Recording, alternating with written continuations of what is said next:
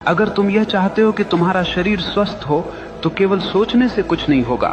तुम्हें रोज व्यायाम करना होगा, सही भोजन करना होगा, आलस्य छोड़ना होगा। यही अनुशासन है। अगर तुम यह चाहते हो कि तुम्हारा जीवन ज्ञान से भरा हो तो केवल यह चाहना कि काश मैं बुद्धिमान बनूं बेकार है। तुम्हें किताबें पढ़नी होंगी, ध्यान करना होगा, अपने भीतर प्रश्नों को गहराई से देखना होगा। यही अनुशासन है। याद रखना, चाहत बीज है और अनुशासन उसका पानी। बीज कितना भी महान क्यों न हो, अगर उसे पानी न मिले तो वह सूख जाएगा। ठीक वैसे ही तुम्हारी चाहतें बिना अनुशासन के मर जाती हैं।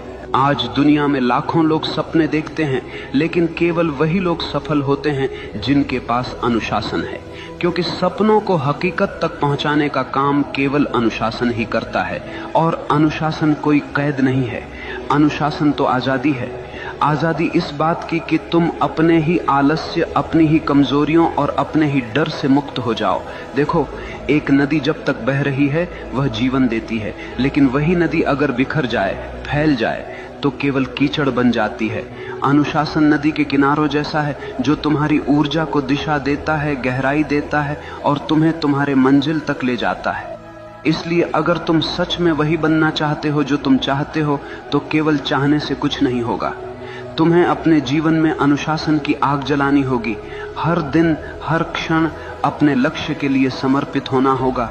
और जब चाहत और अनुशासन मिलते हैं तो चमत्कार होता है। तब मनुष्य वही बनता है जो वह चाहता है। मनुष्य वही बनता है जो वह गहराई से चाहता है। लेकिन याद रखना, यह जीवन कोई खेल नहीं है, यह तुम्हारी चेतना की यात्रा है। अगर तुम अपने भीतर नीच विचार रखोगे तो तुम जीवन को नरक बना लोगे, और अगर तुम अपने भीतर ऊंचे विचार, गहरी चाहत और अनुशासन रखोगे तो यही जीवन तुम्हें स्वर्ग बना देगा। सवाल ये नहीं है कि दुनिया तुम्हारे खिलाफ है या साथ में है, सवाल यह है कि तुम अपने साथ हो या नहीं। अगर तुम अपने विचारों, अपनी चाहतों और अपने अनुशासन के साथ खड़े हो तो दुनिया की कोई ताकत तुम्हें रोक नहीं सकती।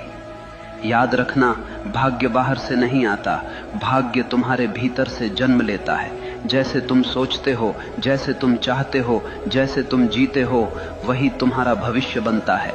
तो उठो, अपने डर को छोड़ो, अपने संदेह को जलाओ, अपनी चाहत को इतना गहरा बना लो कि वह तुम्हारी हर सांस में समा जाए, और फिर देखना पूरा ब्रह्मांड तुम्हारे रास्ते को साफ करने लगेगा।